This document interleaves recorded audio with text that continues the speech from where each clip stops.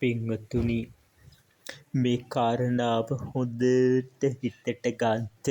ඔබ සමාජයේ හැසිරීමේදී ඔබට යම් යම් පුද්ගලයන් බනින්න පුළුවන්, නින්දා කරන්නට පුළුවන්, අපහාස කරන්නට පුළුවන්.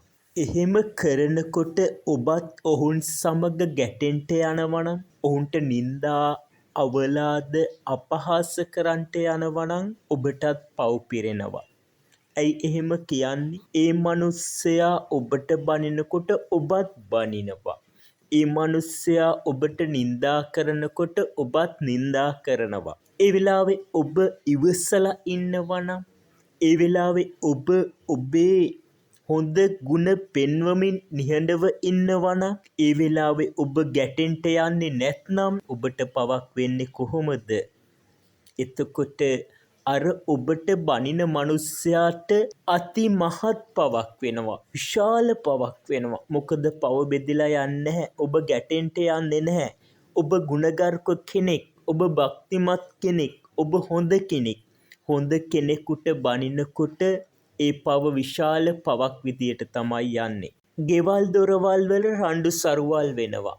අඩදබර ඇති කර ගන්නවා. ගහමරා ගන්නවා, බැන ගන්නවා. මෙහිදී ඒ ගෙදර සැමියා ඒ ඉවසනවා නම් කිසිවක් නොකියා බිරිඳට විශාල පවක් රැස් වෙනවා. බිරිඳ ඒ ඉවසනවා නම් කිසිවක් නොදොඩා නොපවසා ස්වාමියාට විශාල පවක් රැස් වෙනවා. මොකද දෙදෙනා අතර පව බෙදලා යන්න විදිහක් නැහැ. ගුණගරුක හොඳ කෙනෙකුට තමයි මේ දෝෂාරෝපණය කරන්නේ, බනින්නේ, පව් කරගහගන්නේ. ඔබ මොකටද සංසාරේ දීර්ඝ කරගන්නට කටයුතු සලස්ව ගන්නේ?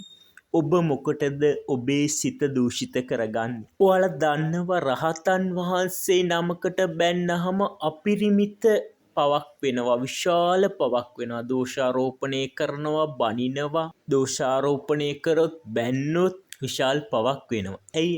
රහතන් වහන්සේ නමක් කිසිම විටක කාත් එක්කවත් ගැටෙන්න යන්නේ නැහැ, ඇලෙන්න යන්නේ නැහැ, සතුරුකම් නැහැ, කිසි ගැටීමක් නැහැ. ඒ නිසා උන්වහන්සේට බැන්නත්, අවලාද නැගුවත්, නින්දා කරත් ඉවසනවා. ඒ නිසා විශාල පවක් රැස් වෙනවා ඒ බනින පුද්ගලයාට.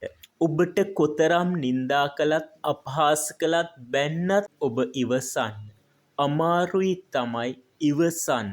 වෙහෙස කරයි තමයි ඉවසන්න. එය ඔබට මෙලව, පරලව, දෙලවම යහපතට හේතු වේවි.